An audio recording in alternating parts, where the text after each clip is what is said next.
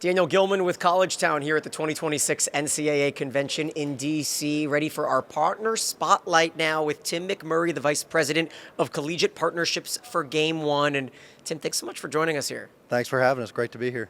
No doubt about it. We're going to get a unique look compared to the athletic directors, the conference commissioners, the NCAA employees. We're going to get a look on the other side of things from an apparel perspective. Talk to us about Game 1 and kind of your footprint in the team dealer market. So as a company, the moniker Game 1, we're about 7 years old now, formed by 8 regional team dealers, athletic team dealers for apparel and equipment. Were purchased by private equity in 2018, 2019. There wasn't some big Madison Avenue PR rollout of that because what happened right after as Game 1 was forming, the pandemic, and that changed the way a lot of things happen in the collegiate athletic space in addition to the world.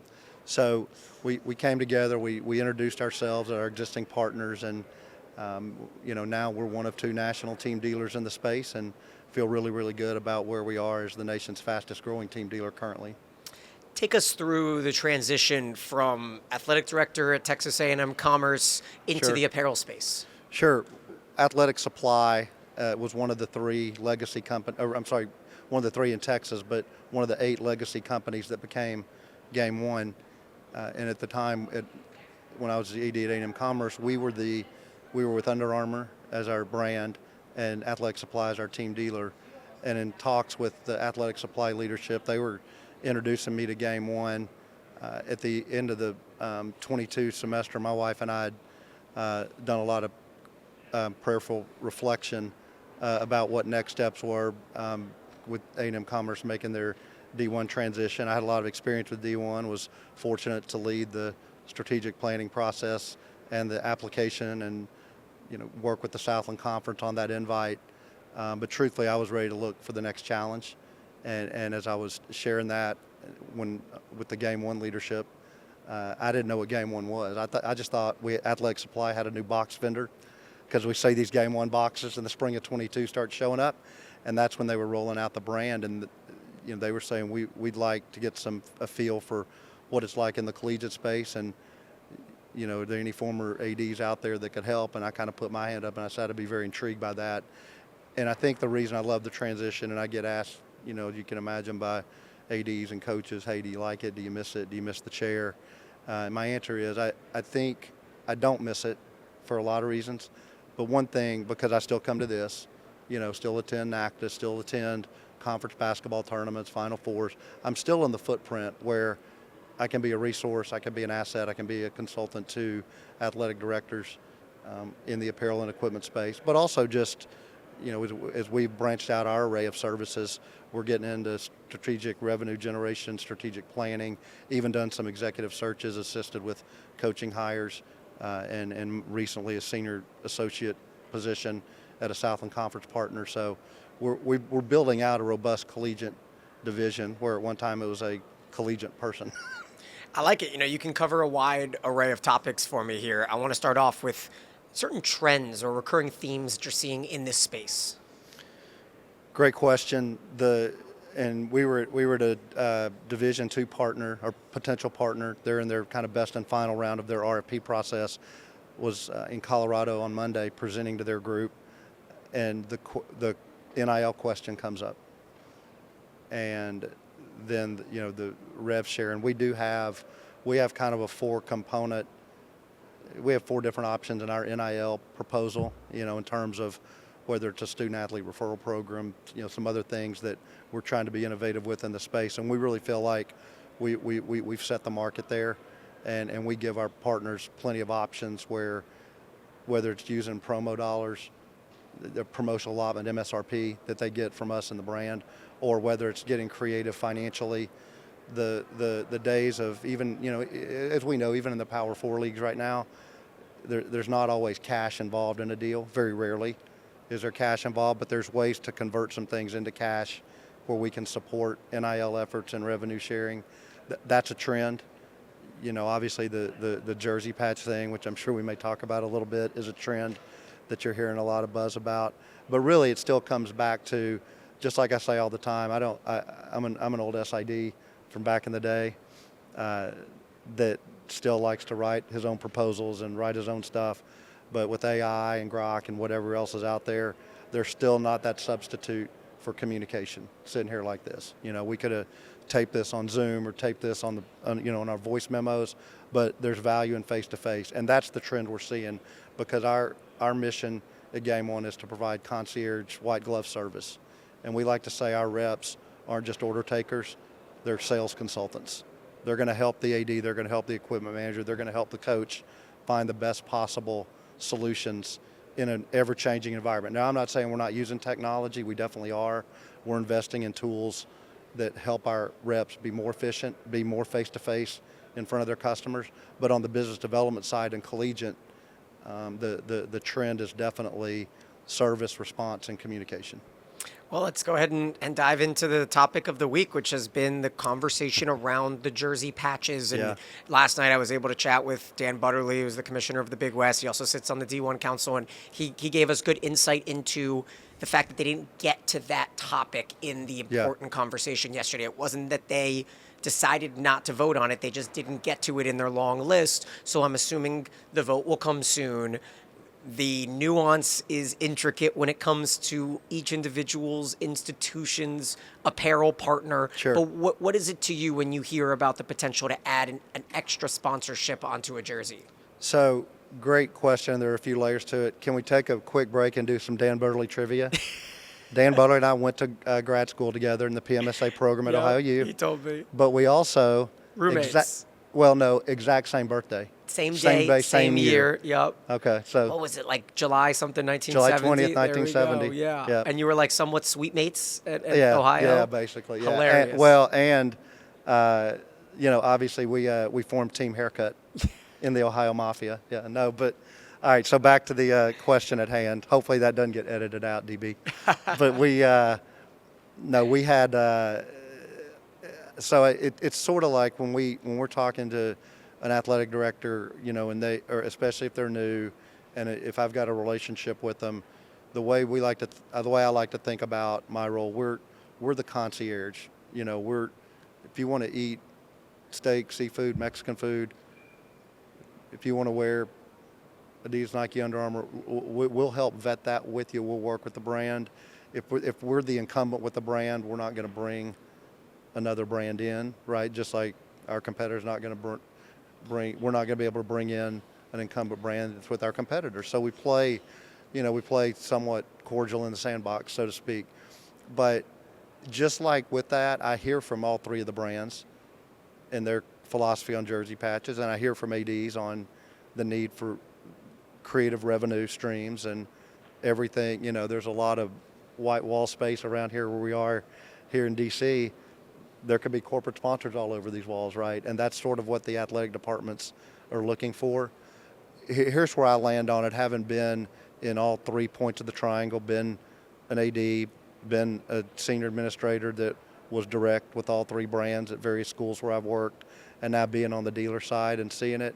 I'll say this, I get when the brands say, hey, we own that.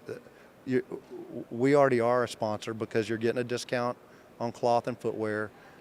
Our logo means something. We don't want it tarnished or diminished. As an AD, I would name gates and entrances at the football stadium, the basketball arena. We'll put there was no foul line at softball or baseball that was sacred. Yeah. We'll put banners and names up anywhere for the right price. So where does all that land? And I think probably just like everything, there's a happy compromise somewhere. I don't think we found it yet. Longtime friend from our days on the NAD committee, I read something our good mutual friend Ross Bjork said the other day about, hey, we've still got some things to talk about. The football jersey, the basketball jersey, and the gymnastics leotard are pretty different. Where are you putting a jersey patch on a swim trunk or a swim cap? I think there's a lot of parameters that have to be vetted. And so just like in today's day and age, that topic gets out there, and just because maybe it came out of committee with some momentum and enough to construct a proposal, there are still things that have to happen practically before that can really become a thing. Now, from the business side of it, Is it the worst thing in the world for us? No, because for a large majority of our collegiate partners, we do their decoration in-house. Yep. So if we're putting another patch, that's another couple of nickels the game one's making, but not at the expense of upsetting a partner, because we are not in vendor relationships. We're not in vendor contracts. We're in partner relationships. And so on top of that, I dodged it probably, but that's you did. No, it was a good answer. On top of that, are we seeing a future where we could see the gates opening then in multiple different sponsorships, like a NASCAR car, on a jersey? Yeah, that's it. If we're sitting here today, at the end of toward the end of the NCAA convention for 26, if we have our metaphorical crystal ball, I would say it will be a crawl, walk, run, because I don't think it's if it's going to happen. I think it's when. Yeah. And so let's assume the win. I don't think it's 6, 8, 10. I don't think it's a graffiti. I think it's a very identifiable space initially, and then does that lead to other spaces? Maybe. Yeah. I would hope it never gets to Ricky Bobby and Talladega Nights. Right. Because that was a pretty decorated uniform. Yeah. Can Same we call it? referees as well, right? Like there's an open gray area when it comes to opening the floodgates. And I think the thing that we also have to think about, on the high end, Ohio State with 36 sports, or even, certainly we were on a D2 campus recently, has 29 programs. The jersey patch in the NBA or the NFL or Major League Baseball or whatever, we're talking about, that's one sport, one team.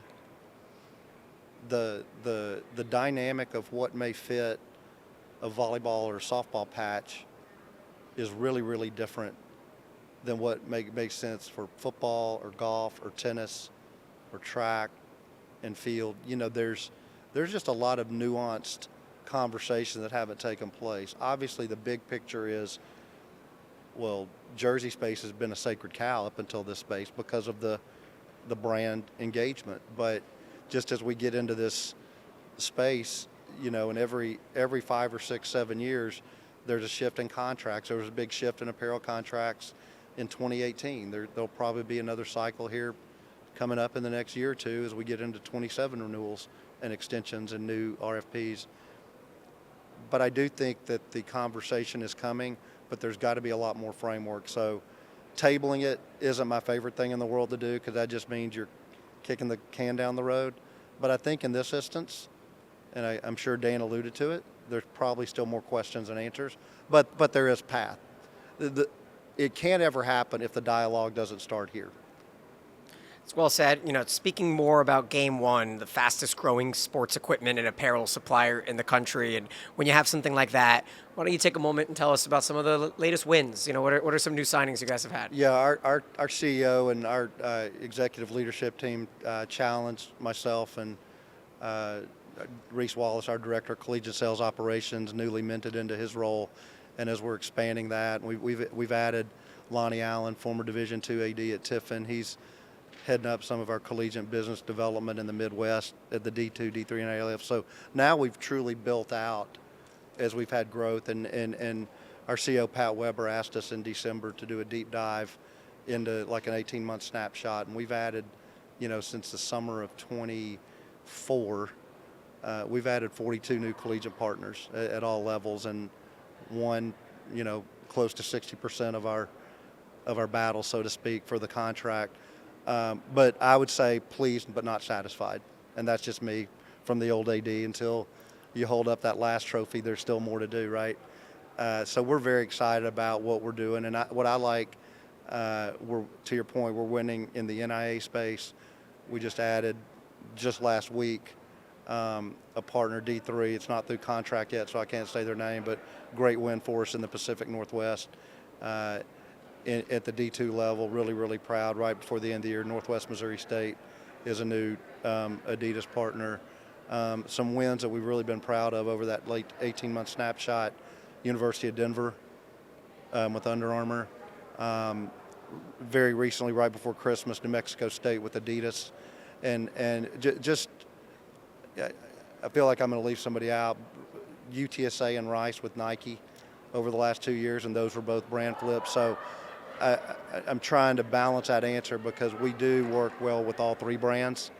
We certainly have, depending on, and there's a lot of things that factor in geography, where our competitor may have some more footprints in the sand and more staff. But the thing I like is we're growing, and I think we've added close to 60 reps, in the last year across the country.